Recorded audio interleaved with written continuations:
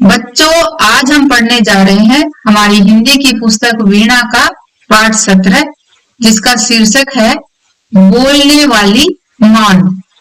नमस्कार सभी को। हिंदी कला केंद्र में आपका स्वागत है। अगर आप इस चैनल पर नए हैं तो पहले इसको सब्सक्राइब करें व बेल आइकन को दबाना ना भूलें ताकि नए वीडियो का नोटिफिकेशन सबसे पहले आपको मिले। मांद का अर्थ होता है गुफा। ये देखो बच्चों, जंगल में कुछ ऐसी गुफा होती है। इन गुफाओं में कौन रहता है? बताओ बताओ। शेर, सियार, भालू आदि जानवर रहते हैं ना। ये सारे जानवर तो बोलते हैं, लेकिन क्या आपने कभी सुना है कि गुफा भी बात करती है? तो बच्चों, आज की इस कहानी में गुफा भी बात करती है। तो ये बात जानने के लिए हम शुरू करते हैं आज की ये कहानी कि इसमें गुफा कैसे बात करती है। जैसा कि हमने जाना, मांद का अर्थ है गुफा। तो हमारी आज की इस कहानी का शीर्षक है बोलने वाली मांद। एक जंगल में खरन खर नाम का एक सिंह रहता था। सिंह यानी शेर रहता था। शेर का नाम क्या था? खरन खर। एक दिन उसे बहुत भूख लगी। वह आहार की खोज में, आहार का अर्थ होता है भोजन, तो अपने खाने के लिए, शिकार के लिए भोजन की तलाश में पूरे जंगल में घूमता रहा, पर एक चूहा तक हाथ नहीं लगा। इस खोज में ही शाम हो गई, अंधेरा हो रहा था। इसी समय उसे एक मांद दिखाई दी, यानी उसे एक गुफा दिखाई दी। रात काटने के लिए वह उसी में घुस गया। उस मांद में घुसकर उसने सोचा, मांद यानी गुफा में घुसकर उसने सोचा, इसमें कोई न कोई पशु तो रहता ही होगा। जब वह विश्राम करने के लिए, विश्राम का अर्थ होता है आराम, तो कोई जानवर जो इस गुफा में रहता है वह जब विश्राम करने के लिए इसमें घुसेगा यानी इसके अंदर आएगा, मैं उसे दबोच लूंगा। दबोच लेना जिसका अर्थ होता है किसी को सहसा झपट कर पकड़ते हुए दबा लेना। जैसे आपने कभी छिपकली को जानवर पकड़ते देखा होगा, या किसी बिल्ली को चिड़िया पकड़ते देखा होगा। वो कैसे उनको एक झटके के साथ दबोचती है। तो यह सोचकर वह उस मांद में एक और छिपकर बैठ गया। मांद के उस कोने में छिपकर बैठ गया कि जैसे ही कोई जानवर जो भी इस गुफा में रहता है वह जब आएगा तो उसको मैं आराम से खा लूंगा।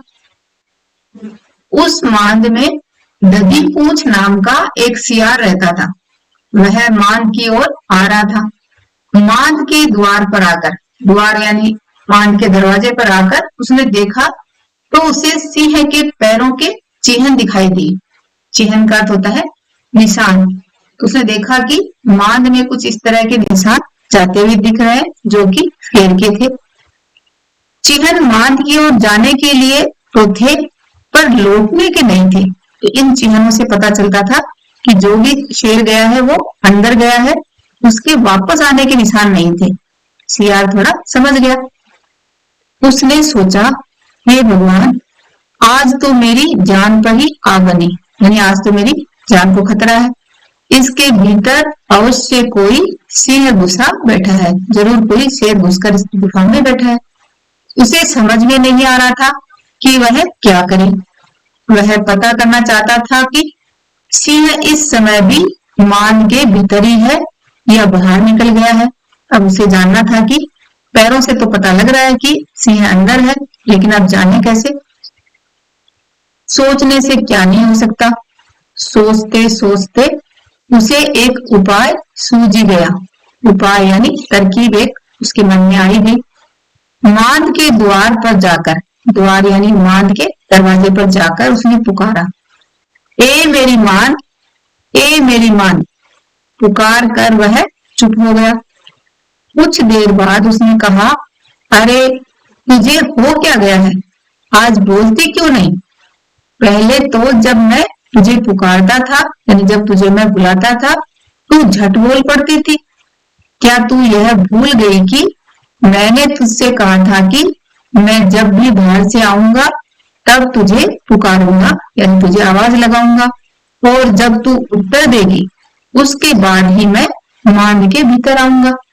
यदि तूने इस बार भी उत्तर नहीं दिया तो मैं तुझे छोड़कर किसी दूसरी मांद में चला जाऊंगा। तो यहाँ पर ये सियार किससे बात कर रहा है? अपनी मांद के साथ।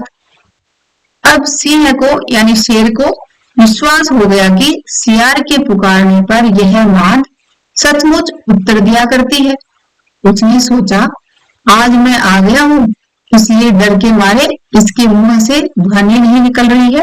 ध्वनि का अर्थ होता है आवाज। किसके मुंह से? गुफा के मुंह से। उसने सोचा, ये मांद नहीं बोलती है तो कोई बात नहीं, इसके स्थान पर मैं ही उत्तर दे देता हूँ। यदि चुप रहा तो हाथ आया शिकार भी चला जाएगा। यह सोचकर सिंह ने उसका उत्तर दे दिया। उसकी धाड़ से वह मांद तो गूंजी उठी। आसपास के पशु भी चौकन्ने हो गए। चौकन्ने का अर्थ है कि सावधान हो गए। सिंह जब भाड़ा गुफा के अंदर तो बाकी के जानवर भी सब चौकन्ने हो गए और सियार भी समझ गया। लेकिन सिंह मूर्ख था, उसने ये गलती कर दी। सियार वहां से यही कहते हुए चंपत हो गया। चंपत हो जाना यानी ये देखो ऐसे भाग गया कि इस वन में रहते हुए मैं बूढ़ा हो गया, पर आज तक कभी किसी मांद को बोलते हुए नहीं सुना। और ये कहानी को लिखा है भगवान सिंह ने और इस कहानी को लिया है पंचतंत्र की कहानियों से। तो देखा बच्चों, थी ना आज की ये मजेदार कहानी। इस कहानी में आपको समझदार कौन लगा, शेर या सियार? ये बात आप मुझे कमेंट बॉक्स में लिखकर बताना। अब इस कहानी के अभ्यास प्रश्नों को देखते हैं। आपको भूख लगती है तो आप क्या क्या खाने की कामना करते हैं? तो ये बच्चों आप अपने हिसाब से बताओ, जैसे फल, बिस्किट, चॉकलेट, केक आदि। क्या आपने किसी पशु के पैर के चिन्ह देखे हैं? किस किस पशु के देखे हैं? तो हाँ, मैंने कुछ पशुओं के देखे हैं, जैसे कुत्ता, बिल्ली, भैंस, गाय, ऊंट आदि। सिंह मांद यानी गुफा में रहता है। मांद में कौन कौन से जानवर रहते हैं? तो मांद में लोमड़ी, भेड़िया, भालू आदि जानवर भी रहते हैं। कठिन समय में बुद्धि अधिक काम आती है या शक्ति? तो कठिन समय में हमेशा बुद्धि ही अधिक काम आती है। दधी पूंछ ने कैसे जाना कि मांद में खरंखर बैठा है? उसने खरंखर के जाते हुए पैरों के निशान देख लिए थे, इसलिए दधी पूंछ को पता चल गया कि अंदर खरंखर बैठा है। इस कहानी में सिंह का नाम खरंखर है और सियार का नाम दधी पूंछ। आप इनके क्या नाम रखेंगे? तो ये बच्चों आप अपनी इच्छा अनुसार कुछ भी दे सकते हो, जैसे सिंह का सूरवीर, सियार का चतुर। यदि आप सिंह के स्थान पर होते तो क्या करते? तो अगर मैं सिंह के स्थान पर होती तो क्या करती? चुपचाप बैठी रहती। जब सियार ने पुकारा, ए मेरी मान, ए मेरी मान, तब सिंह ने उत्तर दिया। सिंह ने उत्तर में क्या कहा होगा? तो सिंह ने उत्तर में कहा होगा, आओ मेरे प्यारे सियार। सही शब्द चुनकर रिक्त स्थान भरिए। इन शब्दों को यहाँ भरना है। साथ ही ये भी देखना है कि उदाहरण के लिए देखो, अंधेरा हो रहा था, उजाला हो रहा था। तो यहाँ पर अंधेरे का विपरीत शब्द क्या है? उजाला। ऐसे ही आपको यहाँ भी भरना है। सिंह इस समय भी मांद के भीतर है या? तो भीतर का विपरीत शब्द होगा बाहर। तो यहाँ से लेंगे बाहर निकल गया। आज बोलती क्यों नहीं? बोलती का चुप क्यों है? मैं बूढ़ा हो गया हूँ, पहले तो मैं, यहाँ क्या आएगा? जवान था। यह मांद झूठ मूठ ही जवाब देती है या फिर सचमुच बोलती है। इस पाठ को एक बार फिर से पढ़ें व समझें। शेर क्या क्या खाता है इस बारे में पता करें। साथ ही मांद में बैठे शेर को बोलने से फायदा हुआ या नुकसान? बच्चों ये बात आप मुझे कमेंट बॉक्स में लिखकर बताना। सुझाव व सुधारों के लिए कमेंट बॉक्स में लिखें। अगर हमारे वीडियो बन ही रहे हैं आपके फेवरेट, तो फिर क्यों ना करें इनको लाइक, सब्सक्राइब और रिकमेंड। हमें और बेहतर बनाने के लिए आप कर सकते हैं कमेंट।